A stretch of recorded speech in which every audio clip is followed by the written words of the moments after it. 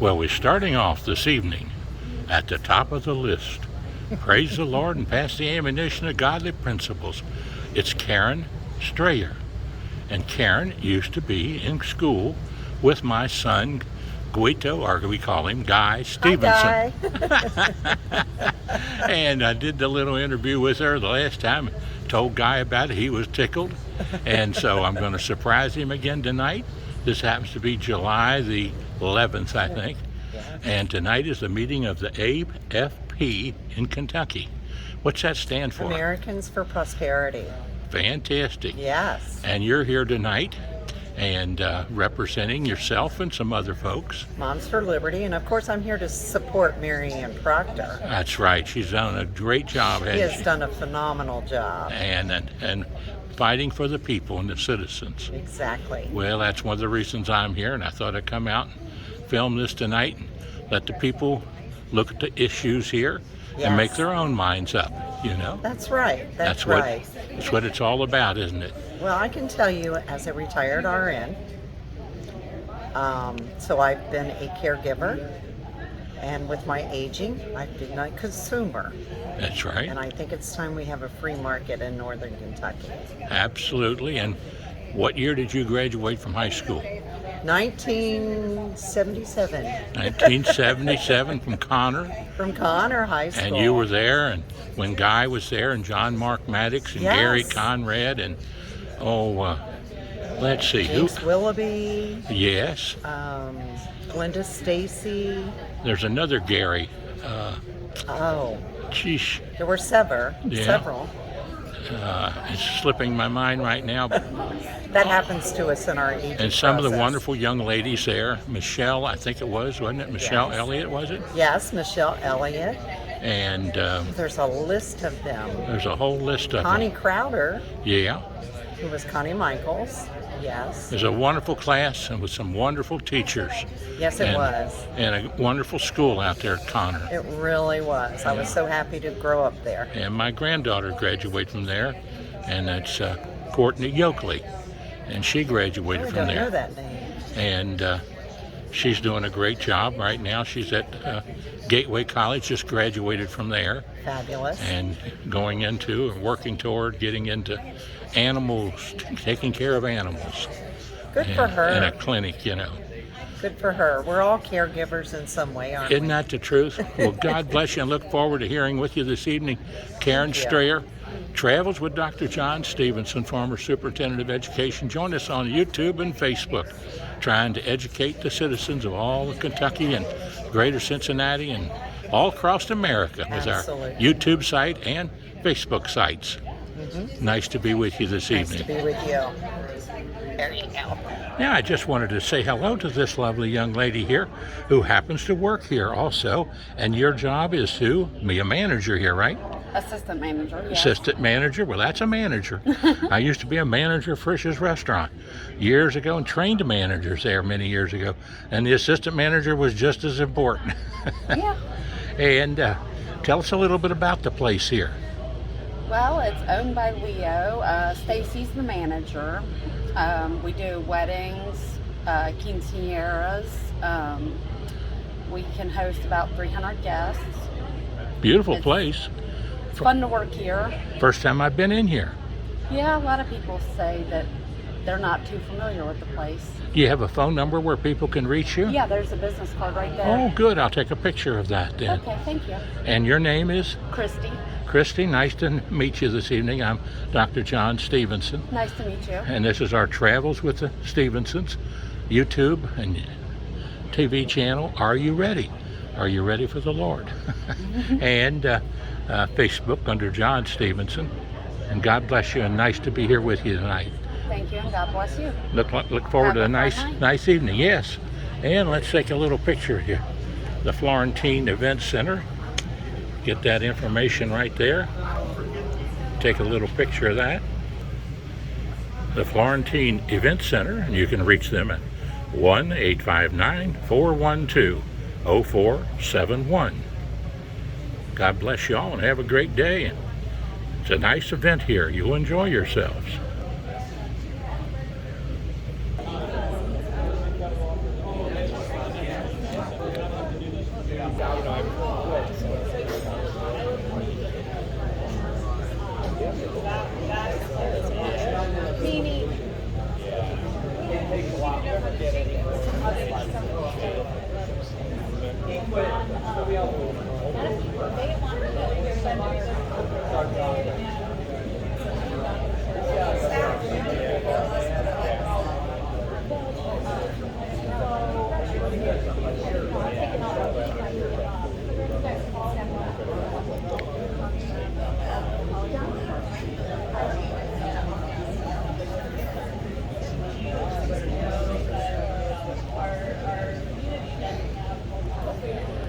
Representative Marianne Proctor there, doing a great job here for Northern Kentucky.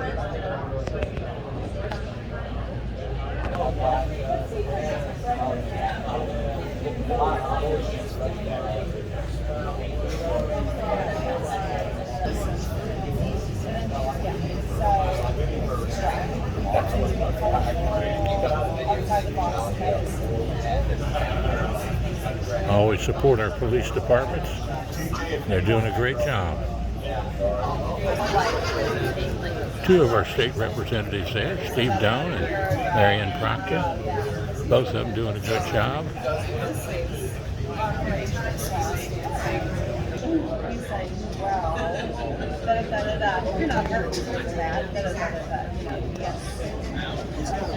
Steve Doan.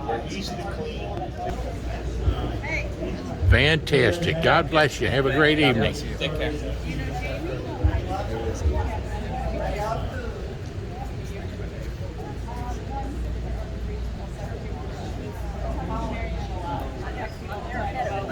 Of course, for the food, we're waiting for the food. Ready? Yeah.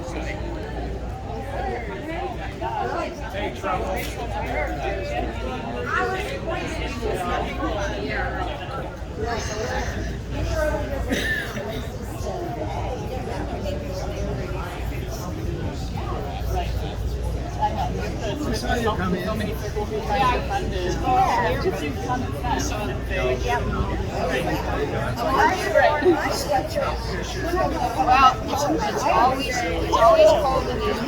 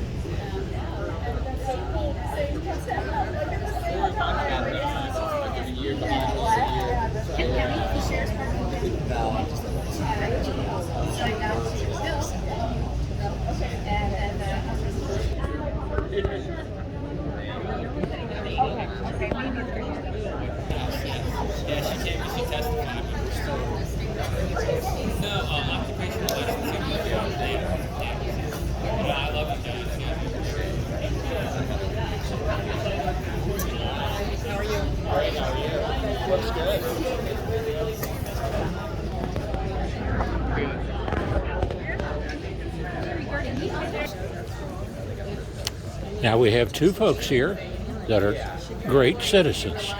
One's a representative and the other one is a great man. Fantastic. God bless the veterans. Now tell me your name. And your name. Marianne Proctor. The star of the show tonight. And bless her heart. Well, I just told somebody, I said, what do you think about her? And I said, she's doing one heck of a good job. And I'm really proud of her. She'd make a good name.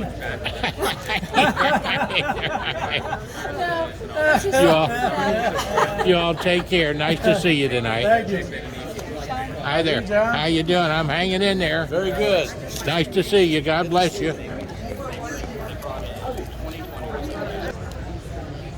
Now we have, your name is? Cole Cusick. And What brought you here this evening? I work for the Commonwealth Policy Center out of Frankfurt. Oh, And, fantastic. just meeting and networking with some individuals. Well, I Hope to just hear a good presentation from a good legislator.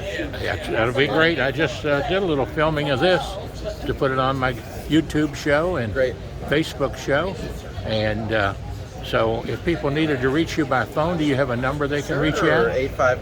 859-462-9606. I'm the Political Outreach Director for Commonwealth Policy Center. God bless you and have a great day. And thanks for your service. Gallagher. I'm Grassroots Engagement Director for Americans for Prosperity. I'm located out of Louisville, but we wanted to set up an event here in Northern Kentucky tonight to discuss this community issue, and I want to thank everyone for coming out. To start, a little bit about Americans for Prosperity. Americans for Prosperity, we're a political group who advocates for breaking down barriers to help individuals achieve their greatest potential. We believe that in society there are four key institutions. Those being education, government, principled entrepreneurship, and then community. We think that the barrier of government or the institution of government oftentimes gets in the way of the other three key institutions doing their best job. And that's what we're here to talk about today. Certificate of Need is a hot button issue here in Northern Kentucky, as it has been in all the states that have it. Americans for Prosperity is a national organization. We've got over 35 state chapters, and we have a stated policy position in every single one of our states against Certificate of Need. Recently, we fought a 10-year battle in South Carolina to repeal Certificate of Need, and they passed it this session, a full repeal of Certificate of Need. So that's what we're hoping to do here in Kentucky. And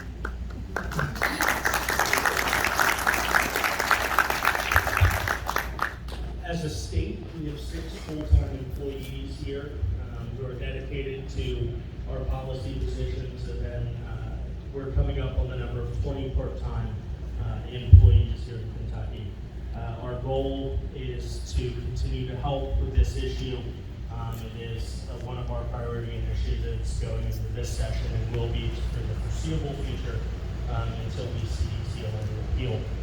I want to thank both Representative Proctor and Dean Clancy, who will be speaking here tonight. To start with a short introduction, Representative Proctor is the state representative for District 60 here in the Commonwealth of Kentucky. She's been married to her husband Greg for 27 years. She was also a speech pathologist for 20 years. Sorry, I don't say that word often. Representative Proctor this session was a freshman representative who took on the giant and introduced the CON bill, something that we're very appreciative of here at Americans for Prosperity. And so we're very excited to hear from Representative Proctor tonight. And then the other person speaking tonight will be Dean Clancy. Dean is our Senior Healthcare Policy Fellow at Americans for Prosperity. He's a nationally known healthcare freedom advocate with more than 20 years of high-level policy experience in Congress, the White House, and the U.S. healthcare industry. From 2004 to 2006, Mr. Clancy served as the top White House budget official on healthcare and entitlements, with a portfolio encompassing half the federal budget in dollar terms. He's an architect of AFP's personal option, and he wants to give every American a simple, affordable health care for themselves and their families. And so Dean's here tonight and he'll be speaking. First, we'd like to welcome up Representative Proctor.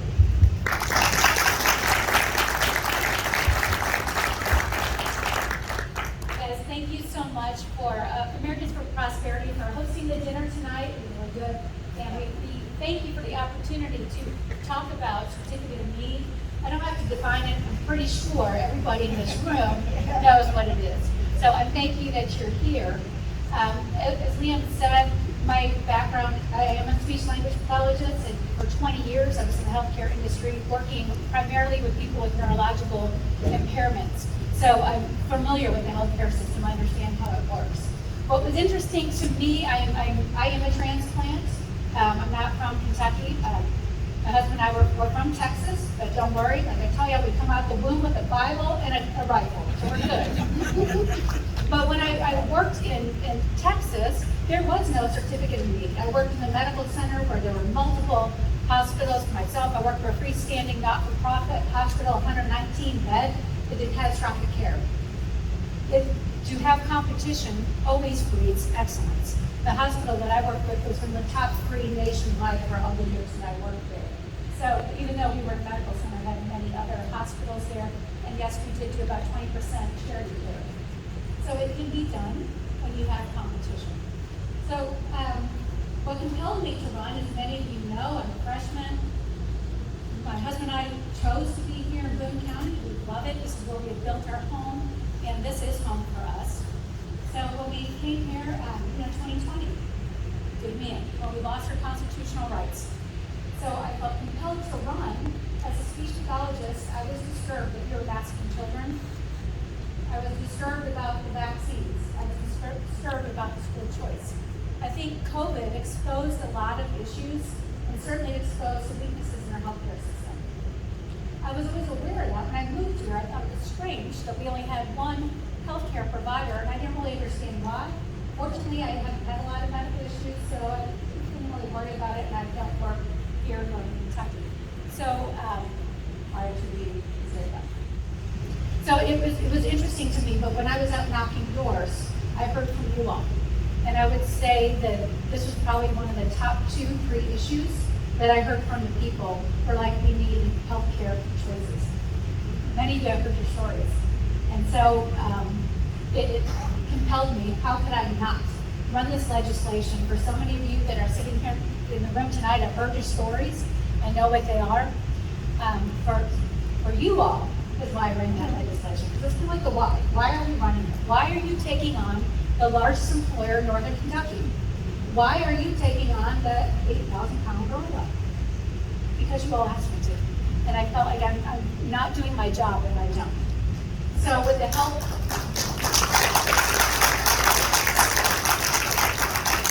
for me, this is a policy issue. It is not a personal issue with this healthcare system here.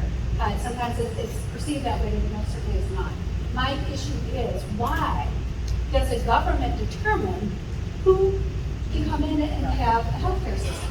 I believe we have 20, I'll let the experts speak on it, they know better than I know, but I believe we have 20 different services that are regulated here in Kentucky that prevent healthcare systems from coming in. So hospitals, ambulatory surgical centers, dialysis, MRI, PET scans, ambulance services, just to name a few. So with the help of some people and some of my fellow reps, Steve Doan is here somewhere, he carried back there, Steve Doan, signed on to this bill. It was House Bill 312 that we submitted this last legislative session. It was not picked up by leadership, not completely surprised by that. It was a short session. I'm a freshman rep. What am I doing? Stirring the pot, taking on the Hospital Association chamber, and then largest healthcare provider of Kentucky. So they did not pick it up, but what they did do, came back with the House concurrent resolution. I ran that as well as Senator Williams. He also ran it to help get this started so we can have a conversation. So legislatively, what we're doing now, there is a CON task force. It's a bipartisan group that we meet once a month in Frankfurt. There are 10 of us. There's 5 senators, 5 House reps. I can tell you we've only had one meeting. It is public. You are welcome to attend. You can also watch it online. It's on YouTube and on the LRC channel. From my first impressions, I feel like I'm maybe the only one that is quite passionate about this. The two co-chairs, one he's a physician in Louisville, and the other one, he's a great statesman from the House, but healthcare really isn't his wheelhouse. So there's going to be a lot of education. So that's one of the things that we're hoping to do, and your voices matter. So, this task force will be going on from now until December 4th. By December 4th, we have to have recommendations about what does it look like for certificate need. So what I've done, I've submitted to leadership. These are the people I would love to come to expert testimony. and hopefully they will do that. I don't have any control over that, but I will tell you that the voice of the people matter. And I can give you a really specific example.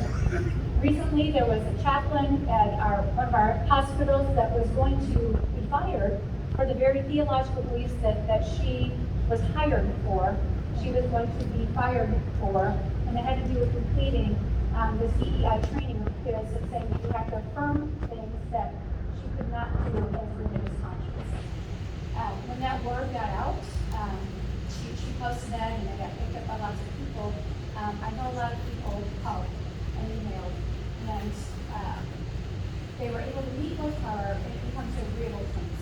So there was some compromising on that. That was a good outcome, I think, for everybody. So I think that shows the power of the people, that when you call, when you email, it matters.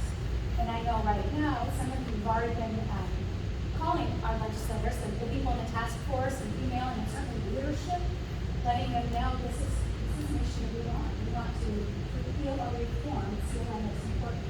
I think it's important to do that. Be brief, be courteous, and ask them, how are they going to respond? I think that's a great way. I read those emails and I get them. So I think we all do. It can have an impact. I think my experience in Frankfurt is in northern Kentucky, we're considered a little bit, we're not considered a suburb of Cincinnati. Our media market doesn't cover Kentucky news, so you guys don't get to see what's going on a lot, which is kind of a disservice to us. But we're treated a little bit differently. I don't think leadership recognizes what a big issue this is. Now, in northern Kentucky, we have 17 counties in Kentucky and southeast Indiana that are controlled by one hospital system. I don't think they're aware because most leadership lives in Louisville where they have multiple choices. Lexington, which is a smaller population than our tri-county area, they have multiple choices, but northern Kentucky we don't. I myself am not content with, you have choices, go across the river. I've been told, it's only 10, 15 minutes. Those of you who live in Walton, or that you live here in Union and Florence, rarely can you cross the river in 15 minutes.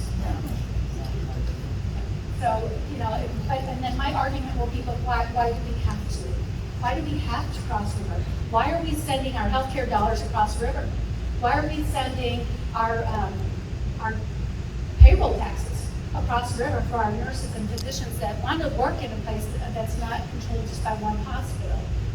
So my goal is let's have other options for you all, options for employees, because wherever there's competition, you want the best, right? You're going to have better pay, you're going to have better benefits.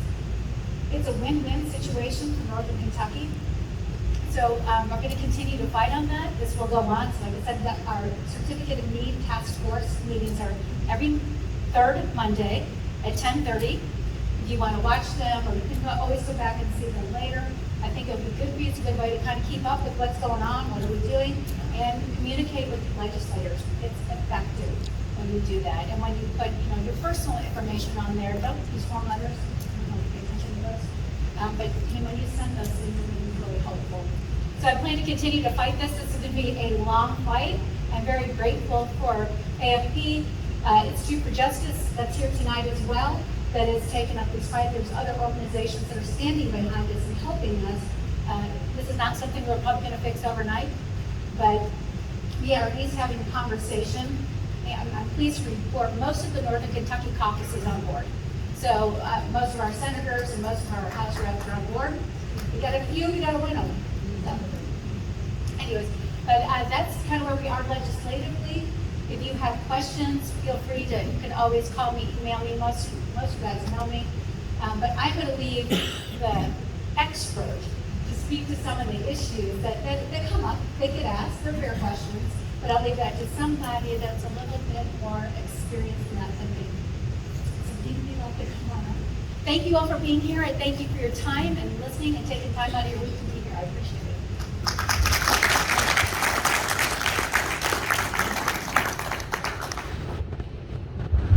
Representative Proctor, you are a real inspiration.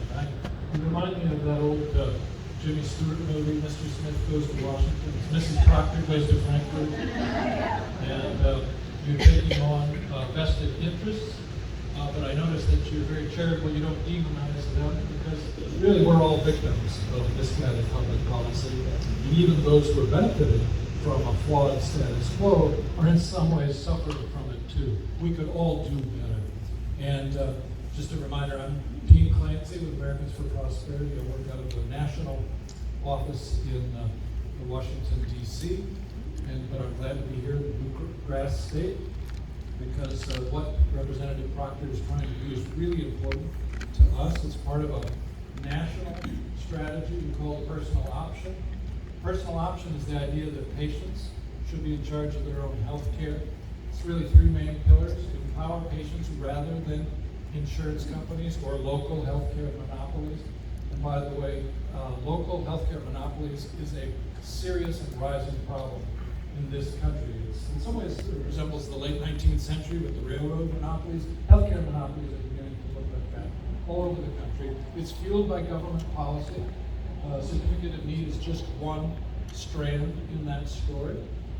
But we need to resist it because it's leading to higher costs and worse outcomes. So that was the first plank of the personal option, is empower patients, not these monopolies. Second is let all Americans, every single American, save and pay for health care tax-free. Businesses get a tax break for providing health benefits to their employees. Individuals do not get a tax break for their health care expenses or their health insurance. So why not level that playing field? Let everybody, let the individual take more control over his or her health care. And then the third plank is remove barriers between patients and the medical professionals that they trust. Con repeal is a barrier removal strategy.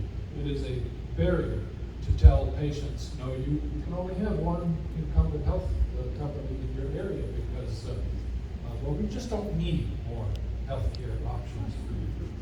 So I wanted to talk a little bit about Kentucky in particular. According to U.S. News and World Report, Kentucky's costs of healthcare about 21st out of the 50 states. So middle of the pack in terms of the cost of healthcare. Quality of healthcare, 45th out of 50. So healthcare quality is an issue in the Bluegrass State. What about access? 37th out of 50.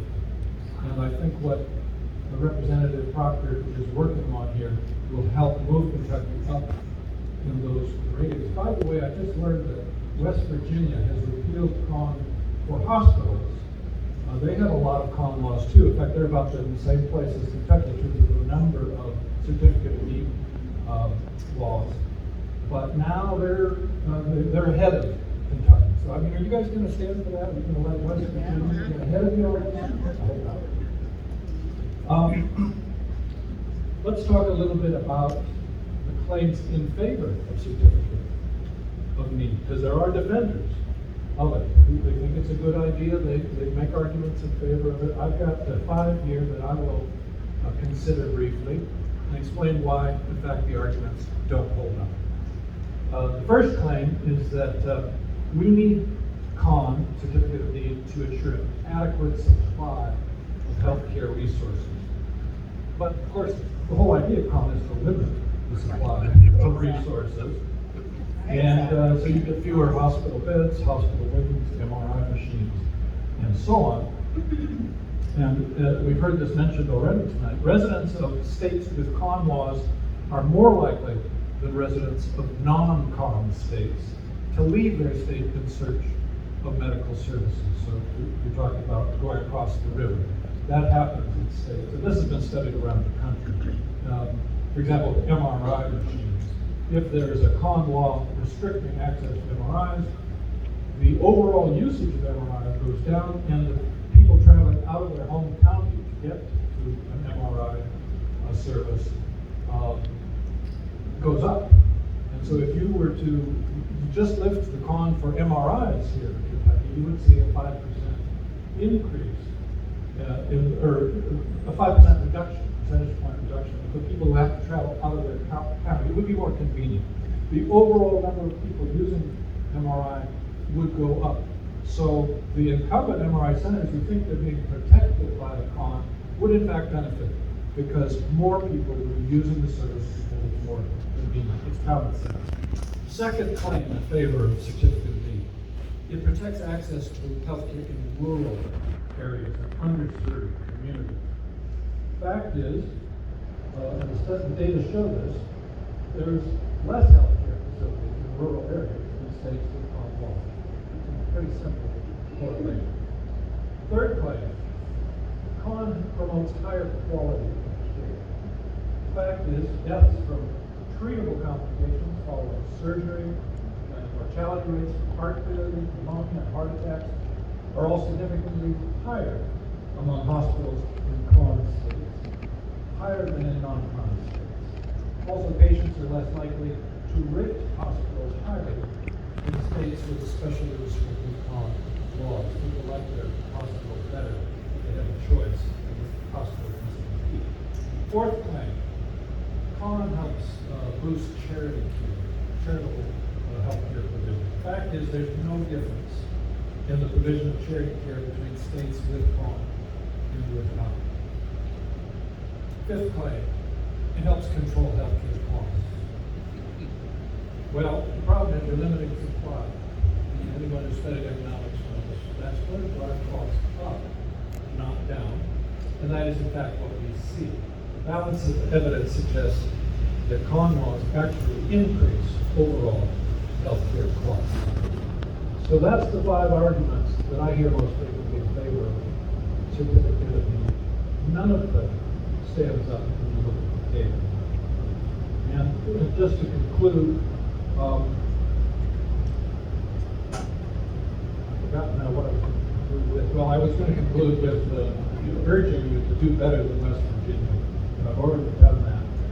And so just to conclude that, what Representative Parkin's doing is really good, it's really important. It's not the only thing that needs to be done. It's just one plank of a larger strategy we all need to pursue. But everything good that happens in America usually starts in some local community, some area like Northern Kentucky. And so it's really exciting what you do. We're very proud to be supportive, and we're here to help. Amen.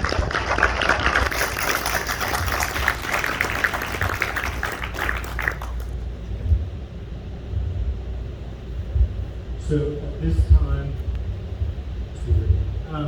time, we'd like to have Representative Proctor come back up, and if anybody has any questions for either me or Representative Proctor, we have a little question and answer time.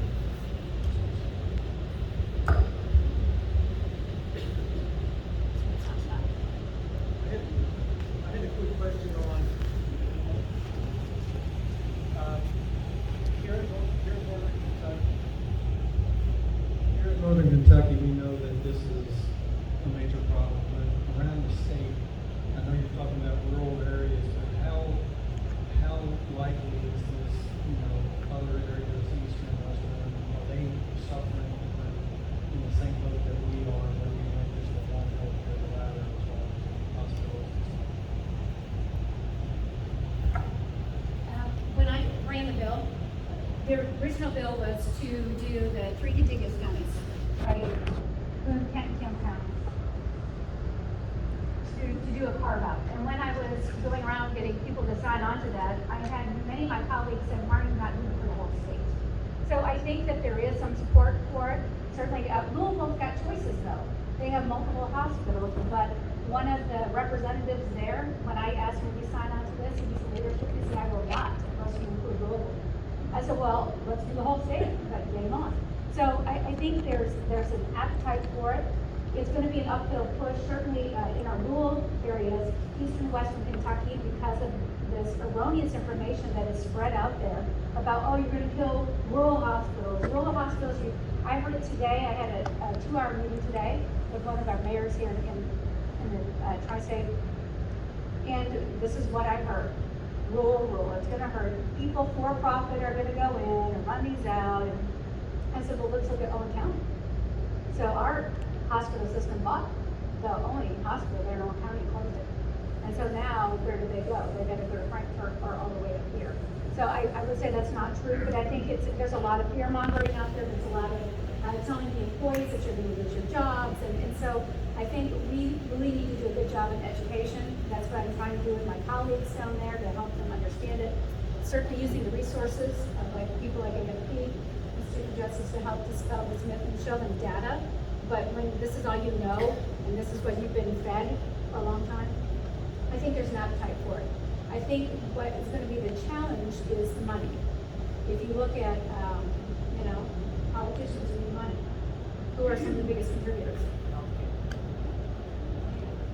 If you look at the lobbyists year to year, it's the biggest contributors are the hospital associations, the chamber, and then the healthcare systems themselves. They have a lot of money invested, and they've invested heavily to keep their monopoly of the government. So that's both. So to answer your question, how's it Eastern Western Kentucky? I have a lot of people asking me to find that here.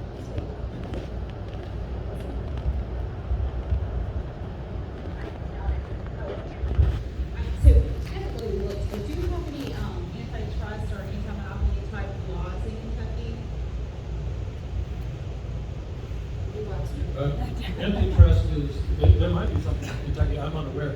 It's usually more of a federal or national issue. There's the Sherman Antitrust Act, the Federal Trade Commission, and so on. And there's actually been a relaxation of antitrust enforcement in healthcare and other areas over the past generation. So for example, the area that's what they call a market area, where they're supposed to use as the boundary to decide whether there's enough competition. But judges have expanded that, so as a result, you basically are allowed to have less competition. So antitrust enforcement is one of the threats leading to higher healthcare costs, along with certificate of need and something called site-neutral payment. Basically, the Medicare program pays hospital-based doctors 2 or 3 times as much money as an independent community physician for the exact same item or service. And of course, that's fueling the buying up of all the physician practices, because they can double and triple their income simply by putting the word hospital on the door and doing the exact same services they've been doing. Those are all just strands in this problem of local healthcare monopolies. Yeah, the antitrust stuff really, you need Congress to enforce.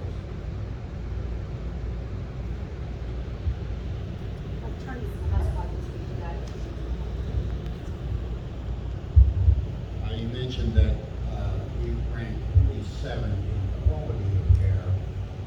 Was that 45th. Pardon me? 45th. Don't change that. Is that broken out at all regionally? I don't know if it is. It might be. It's the U.S. News and World Report. They do their all kinds of rankings. And I they can do it see for in healthcare. certain rural areas where healthcare is definitely a problem. Yeah, I think that's it's a general. problem right here in North Kentucky. Quality of care. I was just curious whether it was broken out regionally at all, but I'd like to see what it is. I'm unaware. I haven't checked. Thank you. Is there any correlation between medical malpractice rates in states that have certificate of need laws, to your knowledge? I don't know if there's a correlation there. What would be your theory be? They're monopolies, they're rent-seeking entities, offer lower quality products at higher prices and lower So quality. if you have more monopolies, you would have lower quality, therefore more medical malpractice. I can say this much, I trust a hospital in Louisville more than I trust a hospital in Northern Kentucky. And it's because there are more And there's more options. options. Yeah. It's an interesting theory. Well, as you may be aware, the legislature is just as big a factor in this than anything else is too. Not this past session, but the session before, the legislature lent the University of Louisville like $15 billion to buy Good Sam in Louisville to consolidate those services. And when you get into, like she was saying, down in Owen County, they put in a little clinic that's got hours of like 10 to 3:30 or something, instead of having the hospital there anymore. And what they've done is they've reduced the services, claiming they're increasing the services. Depending on, with your rural health care, The ACA was as big a factor as its cons were, because they reduced the amount of reimbursement and put the small hospital and clinics in the rural areas out of business because they couldn't afford to operate. And they didn't have the contracts with the insurance companies to negotiate their prices either. They had to take whatever they could get out of the state, essentially. I mean, there's a whole lot more to this than just cons. If everybody remember, over on Mall Road, there used to be an MRI center. Over in Crescent, or over in Independence, there was a CAT scan, independent CAT scan facility. When my wife got sick, we needed a CAT scan. You had to call a network, and I know I'm going on about something here, but you all don't need to hear it. We had to call the network of St. E to get on their list of being able to get into a CAT scan. That wasn't satisfactory to me, so I called my insurance company. They called the entire area. And the closest one was up on Coleraine, and the other one was up by Bethesda North. And she wasn't able to travel in a car that far. So we had to more or less wait on St. E's good graces to get the CAT scan to establish what the entire problem is. And that's something that doesn't matter now. That was what we thought, just trying to get care. She was born and bred in Northern Kentucky, didn't want to leave Northern Kentucky for anything. But she couldn't get the care she needed in Northern Kentucky because of the system precluded her ability to get the care she needed in a timely manner. And that's all I got to say. Right?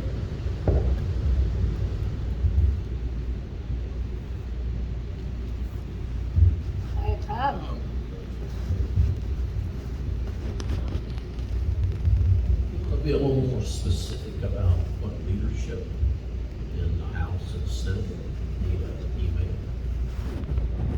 I would say the people on the task force, certainly letting us know. I don't think it ever hurts to express things are important to you, to our Speaker of the House, to the President of the Senate, to let in the House, I don't see the House leadership is the ones that I know. But I would, it hurts to let them know, because again, I think sometimes they aren't really aware of the needs of Northern Kentucky, certainly with this issue.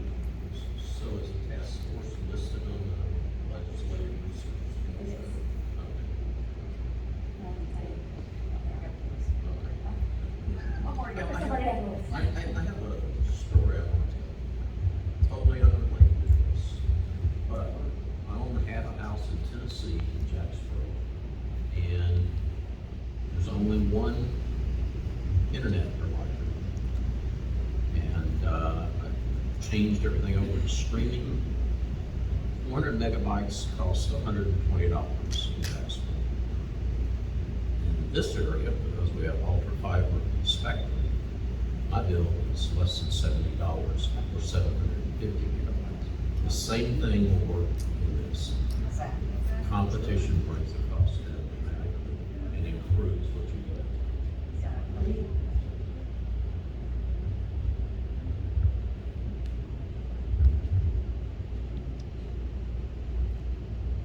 One good thing, fortunately here in Northern Kentucky, we have Christ Hospital has a facility, and I go to that very regularly, and I'm very thankful for it, because the situation I was put into about 7 years ago was we're going to amputate your leg. And I said, no, wait a minute here, we have to have some viable options on this too.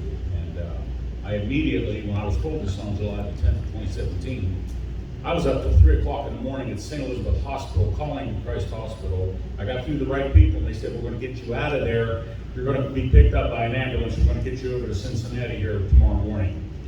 I've never been back in that hospital since, so you know that. So I'm a survivor of that. Thanks very much. But that's one good thing that we do have that here, so there is some groundwork that's being done. Thank God it's there. And like the situation you talked about, a CAT scan, I know they do that over there, because I ran into a situation like that 4 years ago, and I had to go through a situation like that with St. Elizabeth. Luckily, I got through, so that's the good news. Thank you again.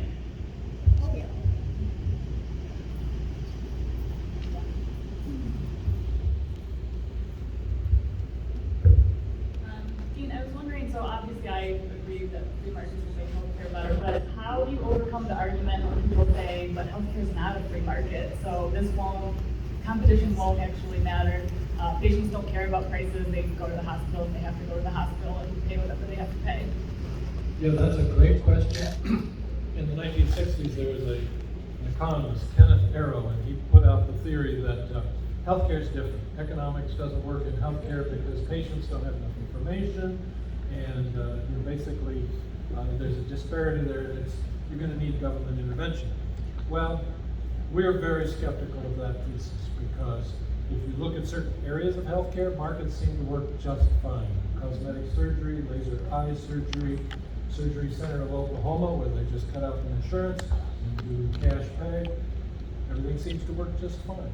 In Canada, there's a place called the Showalter Hernia Hospital. It's one of the best hernia hospitals on earth, and it's in the middle of socialized medicine in Canada. And why is it so good? Well, because it's grandfathered, it's exempted. They can take cash. They can just be like a regular market-based hospital. So they have, it's like, 5-star hotel and incredible complication rates, in other words, very good rates. It's because markets do work in healthcare when you let them.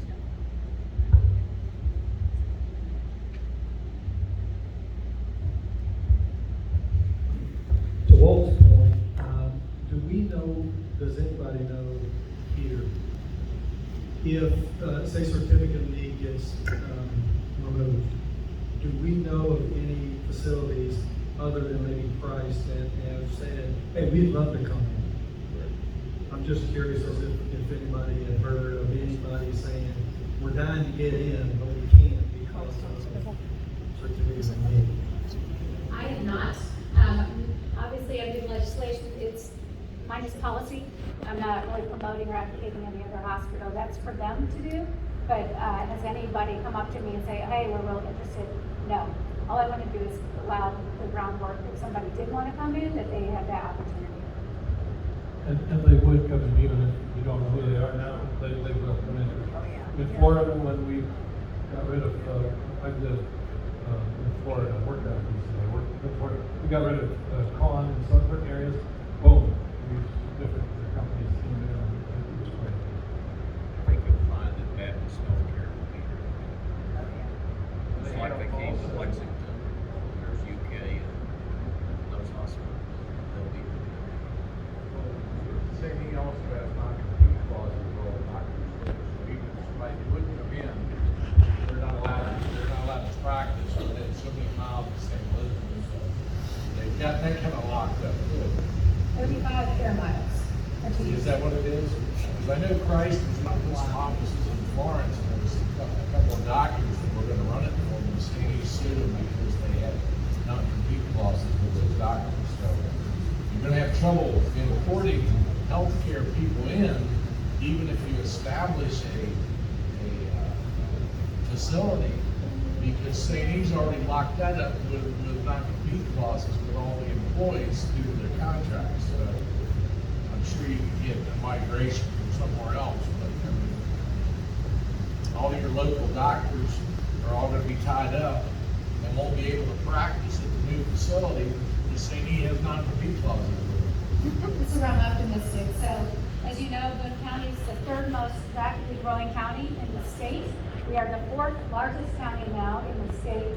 So there's a need definitely here. And I think as those of us who have been here just a few years, we've seen a radical change in Boone County.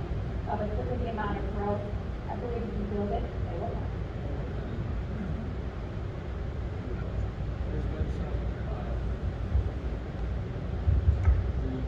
No competition clauses are now coming under fire on the federal level. That could change fairly quickly. Department of Labor, so oddly enough, Department of Labor is actually in favor of getting rid of no competition clauses. It's going to be litigated, but that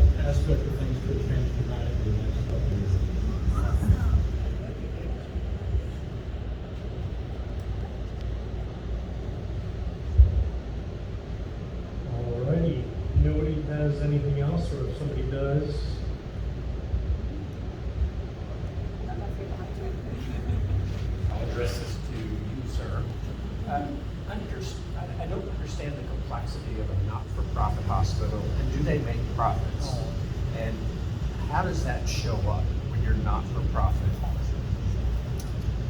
Well, to be designated a not-for-profit, it usually has to do with what you do with the money you make. Because every entity economically has to make some money. You know, the nuns who run hospitals have an old saying, no margin, no ministry. They have to make money too. But they don't have to pay their CEO tens of millions of dollars a year, which some non-profit hospital companies do. And you're right, there are non-profits that seem to behave exactly like a competitive profit-making entity. And this is an area that's been discussed both at the state and federal levels for years. Should hospitals even have non-profit status if they behave that way? What should it be required of them if they're non-profits? I don't myself have ready answers for that. I do think that lots of transparency and disclosure of where the money comes in and where it goes, and where they're investing in. Somebody who's done some of these health monopolies, a lot of the money goes offshore. It's not saying in the community, but that's a whole topic unto itself. Con law review is still a good idea, regardless of how we regulate nonprofits. Which I agree. Absolutely. Free market is always.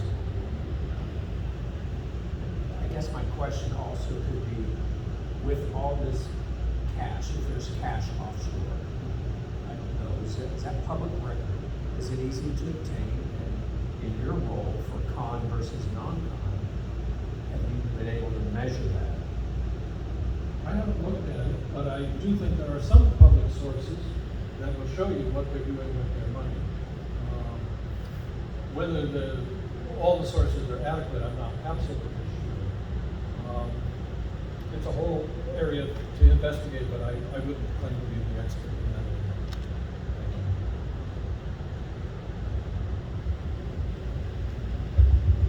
area. Mary Ann, I just wondered, as we move forward on this, is there more legislation that you would have to enact to go forward on this, to keep this momentum going on this?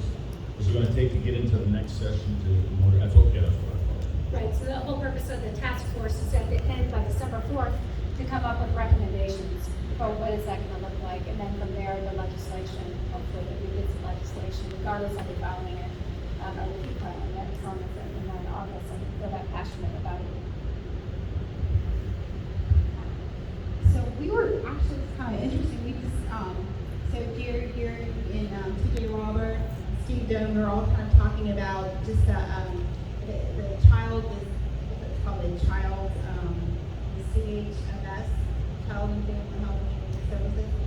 So apparently they use certificate of need. And so, just on the subject of, Walter talking about with, legislation, can we just cut that out? What can we do? Can you just imagine the Medicaid dollars that are collecting such a big giant rat nest right here. Anyway, but just pay attention to that. There's a lot of it going on there.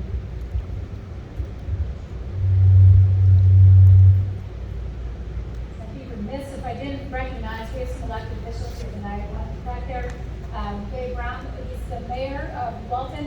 Walton's been a strong supporter of writing resolutions from the city to repeal steel land, and Representative Steve Bill McKenty is here as well, and champions the help of this cause. So I should have thanked him as well.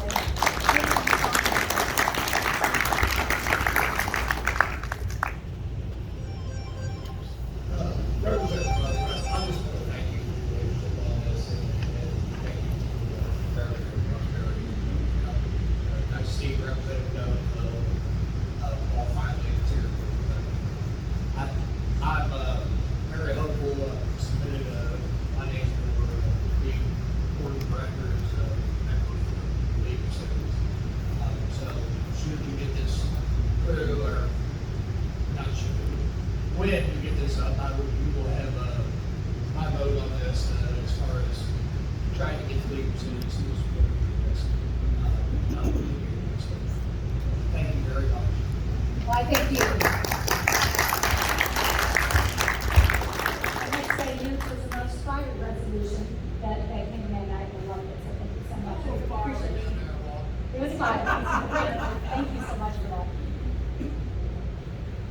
Alrighty, I think we got one more in the back. We'll take this last one and one more after that, and then we'll wrap. I just want to say that I lived in Ohio as I worked in Ohio, and then I got a job in Kentucky.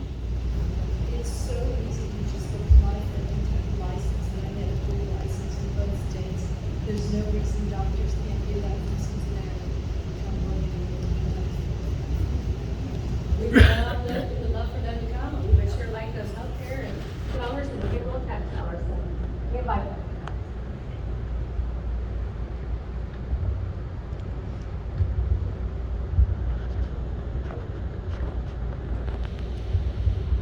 And I'll keep it clean. Start from like I moved here in 1984, in 1988, singing wasn't a problem. Now it seems that the growth population in Northern Kentucky has outweighed the capabilities of singing. They, short of the long, last year I had a breathing problem back in July. I'm also connected to Aging Orange and contaminated water. I went to the urgent care. They fill the product around and keep me there till after 5 o'clock. But they can try to be for a day. They sent me to the emergency room. They ran all kinds of tests in the emergency room. The doctor said, call your cardiologist. So I'm sitting there, call the cardiologist on the bed. Oh, we'll get you in 2 months. Pardon me? Got the cardiologist, he didn't know exactly what to do. So he said, why don't you go to the heart failure? So I had a heart attack at age 49 from Agent Orange. They ran me through that test. They recommend I go to the pulmonary department. And there was breathing issues from disease. So they sent me to the pulmonary test, all the other tests that they ran. Then they sent me to my, they said, why don't you go to a diabetes doctor? At age 65, I'm classified with diabetes from Agent Orange. Well, in that office, I finally did some work, but my family doctor put me on insulin on a nighttime basis. And when I got into the diabetes doctor, he put me on insulin 3 times a day. I caught the wrong breathing problem. I found a nasal spray that I hadn't used for 2 years, and it corrected the breathing problem. The insulin corrected the dizziness. But in order to get an appointment, a family doctor, you gotta wait at least 2 weeks. It's ridiculous. And once you go to urgent care, they can charge you.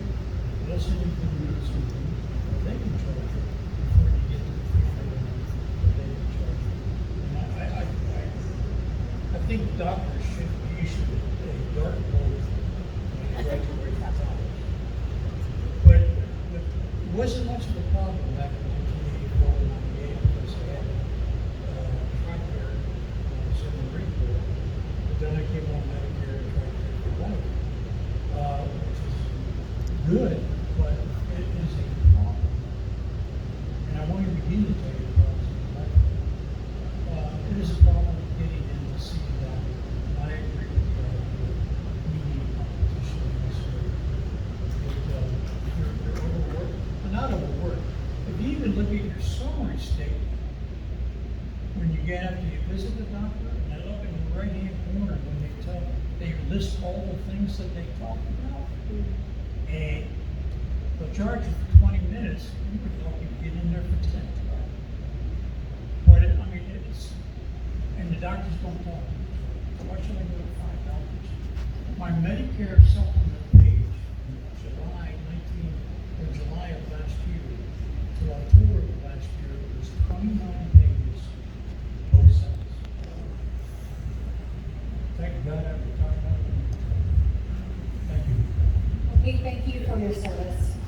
And I hope that we can do better for you and all the people of other Kentuckians to get better healthcare, to be able to get more rapidly and to be adequately treated. So I'm sorry for your story, but it's stories like yours that has really pushed forward in this legislation, so I appreciate you sharing that. Alrighty, let's wrap it up on that one. Big round of applause for Representative.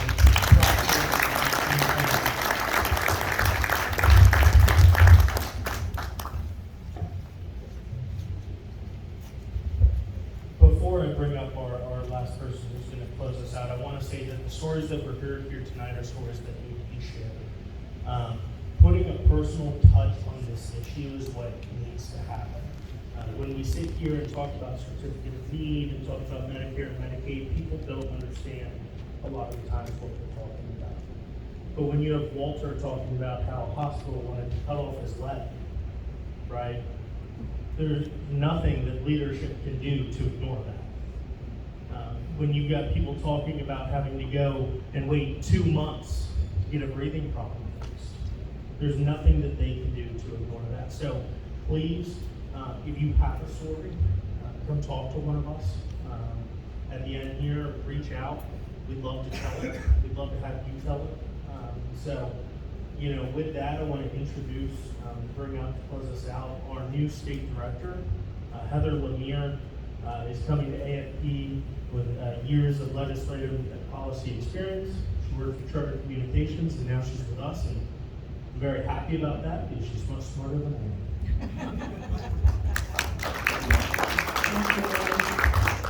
I just want to thank you all for coming out tonight. This is such an important issue, and obviously it's touched so many of you on a personal level. Like Liam said, so many people don't know what con repeal is. I mean, it doesn't sound like a sexy issue, but I think this is what we need your help with. We need you to be reaching out to people that you know. We are happy to host an event every single week with 5 to 10 people just to be able to educate people about this issue. We're willing to do the legwork on getting it organized. We just need you to reach out to your friends, to your neighbors, and talk to them about this, and then we'll do the work to educate them on it. We will be reaching out to you in probably the next day with just action items. We want this to stay fresh on your mind. We want you to stay engaged, and so we are going to give you some action items. Obviously reaching out to your legislator, but sharing your story, also inviting your friends to future events. This is going to take a grassroots movement to get this done. I had a member of Senate leadership look me in the face and say, this is not going to happen. And I find that unacceptable. It's unacceptable because you as constituents care about it.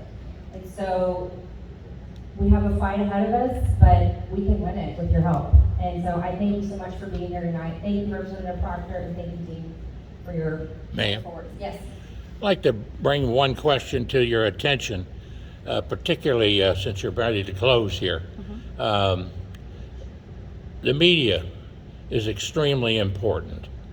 And you've got a member of the media here tonight, the political writer, Mr. Payne from Link. And I'd like to give him an applause here because he is here covering this. And I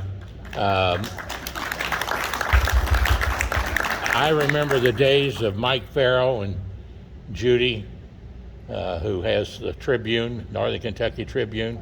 I don't know if anybody's here from the Tribune or not, but my best friend in the press was Vance Trimble and Mark Nykirk, who's over at Northern Kentucky. But you got to get the word out to the people. History is the light to the future, and the light shines by the press and the media and little people like me who's filming this tonight, and will show it on my YouTube channel and on my Facebook page. And if we get everybody to show it on their Facebook pages, you can do that. Everybody can use it. It's not copyrighted. It's here to educate. I'm the old superintendent of education, right, BH? You got to educate people. You can't change their ways until you educate them. And you do that with love. Red, yellow, brown, black, or white. Love. You got to love them, and you got to tell them the truth. And this lady's got a lot of truth. It's Miss Proctor here. I've listened to her. you know, and I've listened and watched her, and Steve Doan back there. Yeah, he's got a lot of truth too, and he fights. You know something? It takes those kind of people to get the job done. So I'm glad to be here with you tonight. Watch it on YouTube. Watch it with Mr. Payne over there. I know he's going to have some things to say about it, or he wouldn't be here. Give him a hand and tell him you love him. How do you find it on YouTube? You find it on YouTube by going to Travels with Dr. John Stephenson, the last elected Superintendent of Education for the Commonwealth of Kentucky, and former Commissioner of Motor Vehicles for the Commonwealth of Kentucky, and as my wife says, Chief Peon and Bottle Washer. Going into my 80th year, September the 4th, and I'm still fighting every day, right, Jeannie? An old school teacher, a government teacher. God bless you, and you can see it on Facebook under John Stephenson, spelt with a PH if you want one of my cards. I've been a real estate broker for 51 years. I don't sell any real estate, but I help a lot of people. And you can get in trouble helping a lot of people sometimes, so say a prayer for me too. God bless you and have a great day. Thank you. And I would sing my old Kentucky home if they want me to. Would you like that? Well, hang on a second. Let me give my camera to this gentleman right here. Here, I'll just let you take the mic. I'll take the mic. Now, it's a little hard for me to stand up, but I'll try it. The legs are about shot, under antibiotics right now. I'm not walking too far, but this song was taught to me by Happy Chandler. 1968, I was president of student government at the Northern Kentucky Community College at the University of Kentucky. When we got the four-year college authorized in the legislature by Louis Nunn, Phil King, and Art Schmidt. I remember them well because I was president of student government, and we gathered 3,000 signatures to get it done. And we need to support that university, but we need to make sure that university supports us, the people and the parents and the taxpayers. And the song goes like this.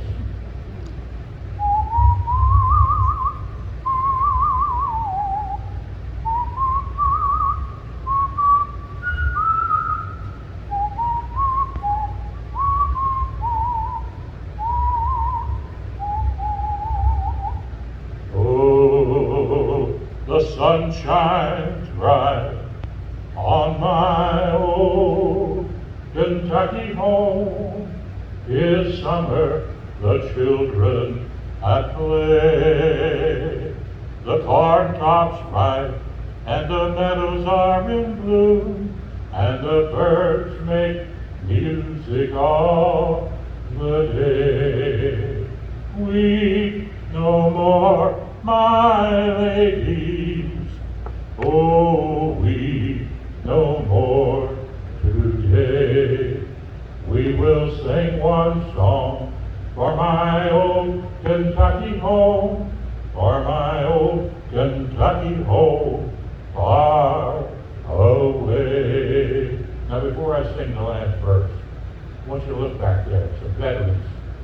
Raise your hand if you're a veteran. Where are you, veterans? Raise your hand. You know something? They laid their lives on the line for our freedoms. Our freedoms were given to us by God. And we had founders that knew that when they wrote that Constitution, the Bill of Rights. We don't want to give those up without a fight. America, stay for godly principles. And remember the children. I'm in my 80th year. My days and time is numbered. But the children are what's important. We need to leave them their freedoms. And it goes like this.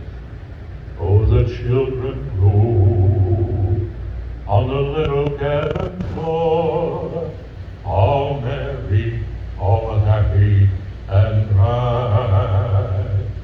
By and by, hard times comes a knocking at the door. Then my old Kentucky home says goodnight. Now join in with me. Weep no more, my ladies. Oh, weep no more today.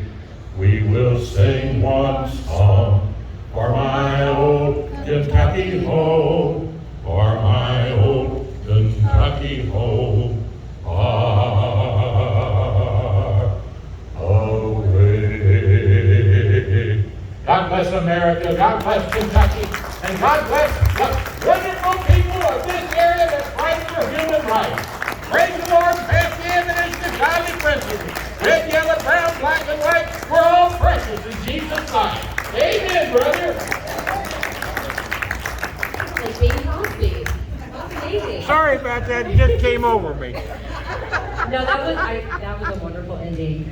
Please, when you leave tonight, take some swag with you. We have a bunch of stuff on the back table. Thanks, I'd love for you to take some stuff home with you. And if you have a story that you're willing to share with us, we would love to get that from you.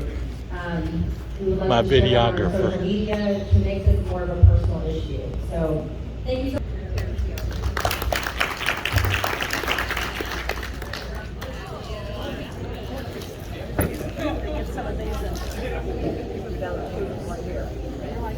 Steal one of your cards. Yeah, go ahead.